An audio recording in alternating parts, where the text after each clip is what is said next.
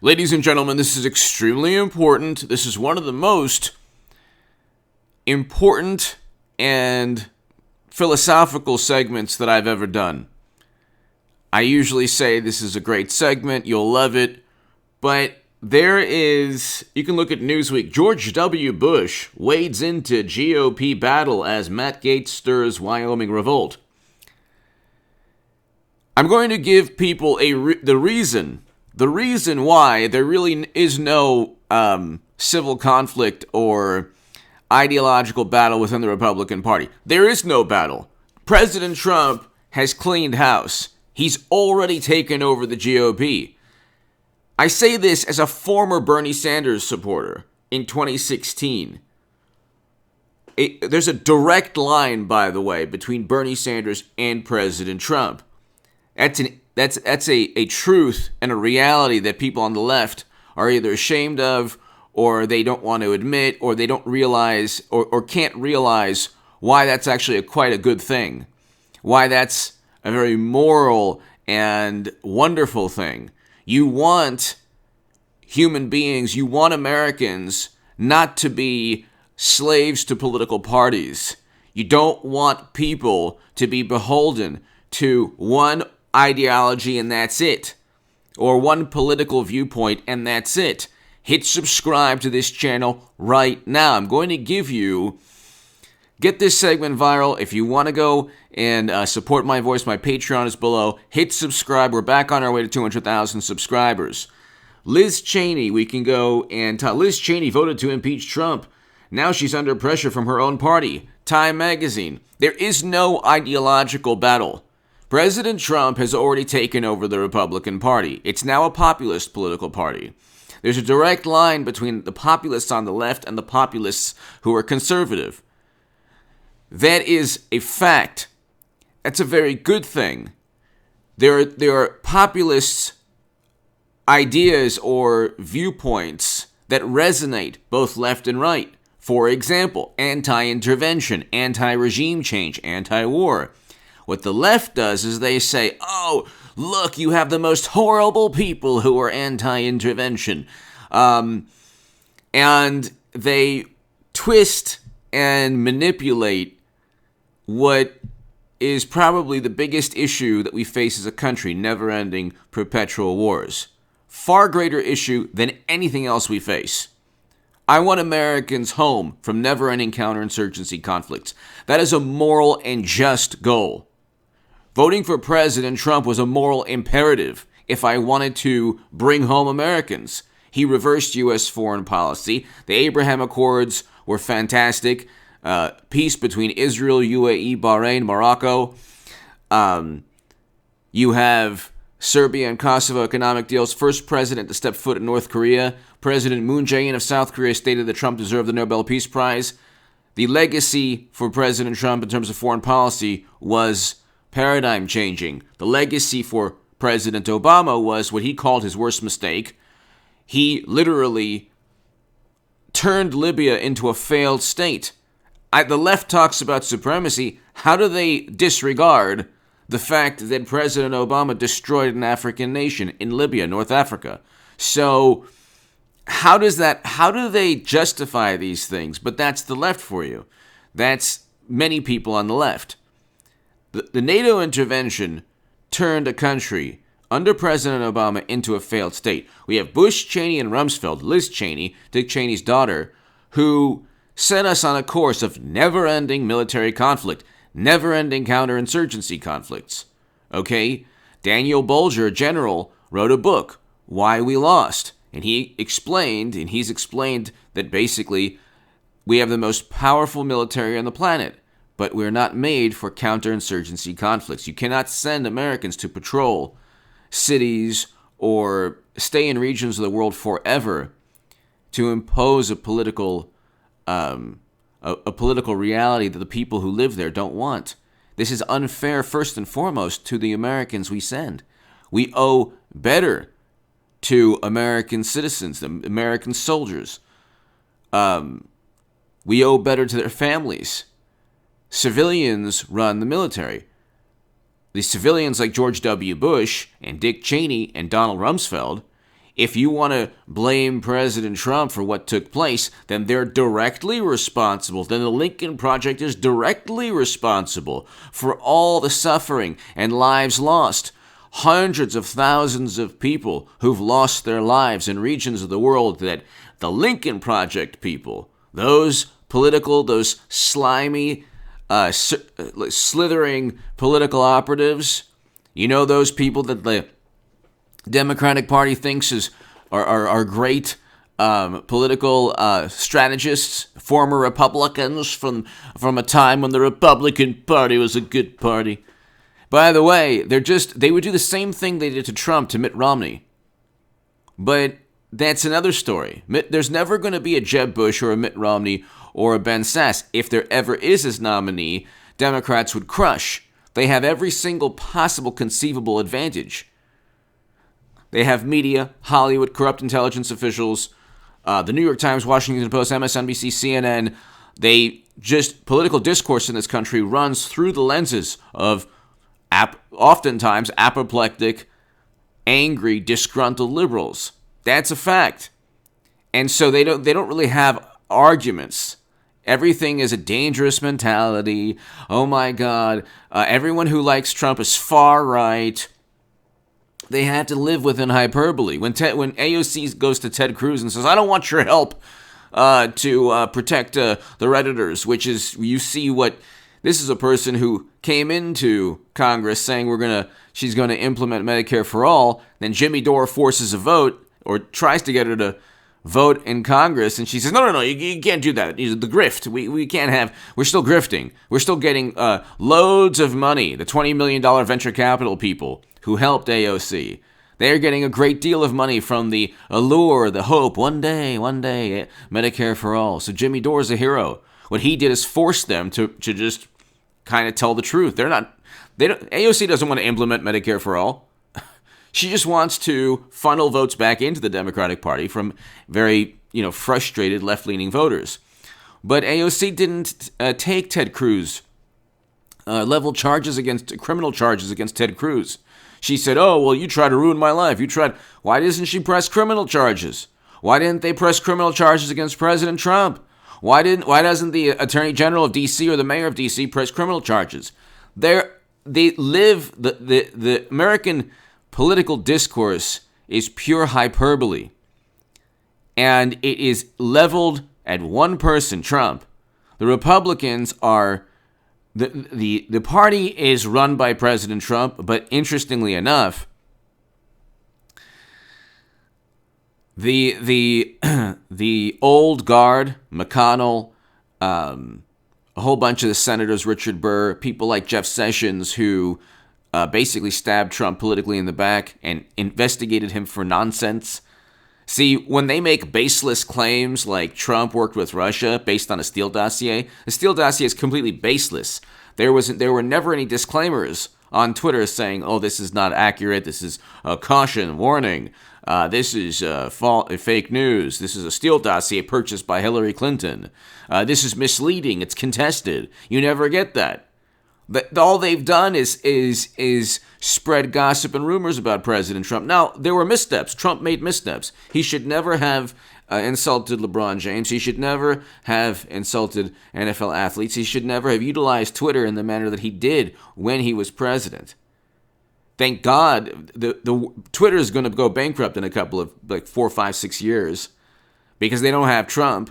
And the best thing for President Trump is that he's not on Twitter. But the Republicans now are just petrified of media because they don't have a unified voice, because they don't realize that they've already become a populist political party. The primaries in 2022 are going to show that. You're going to have eventually a Republican Party that speaks with one voice. Once that happens, Democrats are toast. And I'm not a Republican. I'm not a Democrat. I was a lifelong Democrat. I'm not a Republican. That's what people don't get. I'm not a Republican, just like a great many of my voters are not Republican, or a great many of my viewers are not Republican or Democrat. I would join a third party if President Trump started a third party. Or I wouldn't even join the party, but I'd be very happy that if he did that. Eventually, the Republican Party will speak with one voice. It'll be forced to from a third political party that President Trump creates, or the 2022 primaries and the midterms. You'll see Republicans run the House, instant impeachment, but because Caligula, Biden's son, has more than just salacious photos. Democrats run on honest graft, or just basic graft, and they get media and corrupt intelligence officials, lifelong career federal employees to just cover up their crimes. So, of course, it's not just nepotism. Of course, Caligula, Biden's son, and Biden's brother got rich from Biden. Selling access. How do we know? Because the emails actually say that. But again, they can erase history. They can do all of those things because there's no opposition. We have no opposition political party in this country. We have Trump. We have Trump Republicans like Jim Jordan, Matt Gaetz, Devin Nunes, governors like Ron DeSantis. And we have a slow transformation of the Republican Party. I mean, it's already run by Trump, but it's like the good things that the foreign policy issue, that's what got me. There's a direct line between Bernie Sanders, Bernie Sanders voters in 2016 weren't socialist, communist, millennials. They weren't only that. That came in 2020. That's one of the reasons they cheated him again, even easier this time. Debbie Wasserman Schultz, the DNC chair, was forced to resign. They cheated their own candidate. Bernie Sanders, at that moment in time, could have won. He would have won the presidency in 2016. Thank God he didn't. Thank God Trump did. Because Bernie Sanders would have been a tool of the Democratic Party. We see that he is right now. Bernie Sanders is a Democrat. AOC is a Democrat. Bernie could say he's independent, but he's really a Democrat. They're giving him nothing. None of the transformative, paradigm-changing policies. Nothing. Trump, for his voters, he gave them first president to step foot in North Korea, allocated more funding to historically black colleges and universities than any president ever. He signed prison reform legislation. So that's not a despot. That's not a tyrant. That has nothing to do with fascism. But see, these people are so far removed from history. That's why you had Yad Vashem refuting and condemning AOC when she talked about a topic she should never discuss ever in her life because she was completely engaged in revisionist history. What's happening in the southern border has nothing to do with that time period. And that's linked to the executive order that President Trump signed combating anti-Semitism on college campuses, because you have the left making the most absurd analogies and referencing a time period they should never reference. That's true anti-Semitism and revisionist, dangerous revisionist history and denial. You have Yad Vashem in Jerusalem refuting AOC. I mean, when is the last time that happened? Talking about it, and I talk about that. Read my Jerusalem Post op-eds. I discussed that in the Jerusalem Post. So, the left is like this big giant scam where they talk about morality, but you couldn't get more immoral than many people on the left and within the Democratic Party who've embraced the Lincoln Project and the Bush Republicans. President Trump, unfortunately, utilized Twitter in a way that got them riled up and hysterical. He got the left and Democrats completely batty, even more so than they ever were. Media now cannot possibly look at his achievements. He didn't tell people to do anything that day in D.C. That was a tragedy and it was horrendous. And there should never have been protests because there needed to be a national dialogue. And he didn't create that because the past couple years it was just, okay, they set him up and framed him. They did everything. They threw everything at him. And understandably, Trump was incapable of creating a national dialogue. He didn't want to speak to these people. He didn't want to reach out to these people. Or he tried to. Every time he tried to, it was a hit piece. But there should have been a national dialogue and a discussion. Josh Hawley and Ted Cruz need to talk about like why they defended President Trump in the past couple of months. But what happened was not his fault. They're not leveling charges at Trump. Everything was hyperbole. He incited with his words. You had the mere notion that he would contest anything. That's exactly what Democrats did. They spent 4 years. And then they say, well, we accepted it. No, you didn't. You called him an illegitimate president. You called Trump an illegitimate president who was a Manchurian candidate who worked with Russia. Democrats never gave him 1 day. They never gave him a honeymoon. What did Madonna say about the White House? Like, during the inauguration? Are you kidding me? Hollywood. Okay, this is a new time in American history. Hollywood is now part of the Democratic Party. Hollywood was, like, you can't even be entertained anymore. In the United States of America, there's no entertainment. Late night. You can't even relax and watch a late night talk show without them spouting some nonsense about Trump and Republicans and all that. So, but the reason is because there's no opposition party yet, even though Trump really controls it. And it's almost like President Trump transformed the Republican Party, but they haven't realized it yet because you still have the old guard there. Once you get a new Congress in 2022, it's game over for the Never Trump Republicans and the Lincoln Project people and the imbeciles and the true tyrannical political operatives who want to relive the Bush years. Bush was the worst president of all time because he started never-ending counterinsurgency conflicts. And that's the biggest issue we face as a country, never-ending wars. The biggest issue by far. And you had Biden who voted for those. Biden, Kerry, and so, anyway, give me your thoughts below. You have Liz Cheney right now voted to impeach Trump. She's like basically going to be kicked out of the Republican Party. George W. Bush is coming into the mix now, nobody wants him there. So President Trump has just kicked him out of the Republican Party. Look what he did to Jeb Bush. Bush was the worst president of all time, without a doubt. Without a doubt. And they say Trump is the worst president, but they just don't like his personality. And there were missteps. Like he could have created a national dialogue on a lot of issues, but there were missteps. In terms of achievement, he's a fantastic president. But the populist appeal, you're never going to go back. Once a political party gets a taste of that or actually addresses an anti-war stance, they don't go back. Or they're not going to easily go back. Hopefully never go back to the Bush years.